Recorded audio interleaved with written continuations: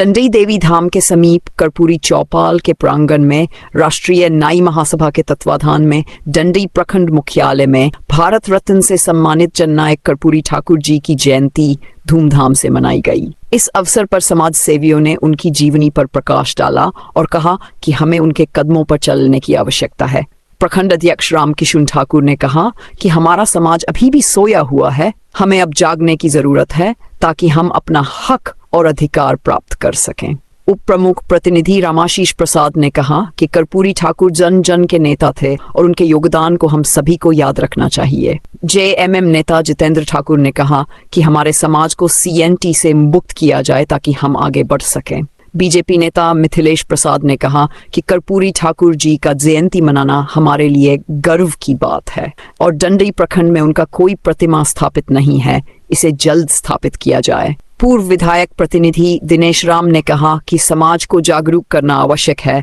ताकि हमारा पिछड़ा हुआ समाज अपने हक अधिकार प्राप्त कर सके। बीजेपी नेता शिवपूजन ठाकुर ने कहा कि शिक्षा शेरनी के दूध की तरह है, जितना पिएगा उतना दहाड़ेगा, इसलिए बच्चों को शिक्षित करना जरूरी है। मौके पर उप प्रमुख प्रतिनिधि रामाशीष प्रसाद, जेएमएम नेता जितेंद्र ठाकुर, राष्ट्रीय नाई महासभा प्रखंड अध्यक्ष रामकिशुन ठाकुर, मुखिया प्रतिनिधि महेश राम, जेएमएम नेता आनंद प्रकाश, जेएमएम प्रखंड अध्यक्ष राजेश मेहता, आरजेडी नेता सुभाष मेहता, बीजेपी नेता अलक प्रसाद, पूर्व विधायक प्रतिनिधि दिनेश राम, राजेश गुप्ता, दिलवर राम, ईश्वरी ठाकुर, राकेश ठाकुर, शिवपूजन ठाकुर, सुदामा ठाकुर, धर्मदेव ठाकुर, उदय ठाकुर, कृष्ण ठाकुर, अंबिका ठाकुर, मुखलाल ठाकुर, रामलाल ठाकुर, विजय ठाकुर, संजय ठाकुर, राजकुमार ठाकुर, अनिल ठाकुर, इंद्रदेव ठाकुर, पिंटू ठाकुर, विकास ठाकुर, मनीष ठाकुर सहित बड़ी संख्या में लोग उपस्थित थे।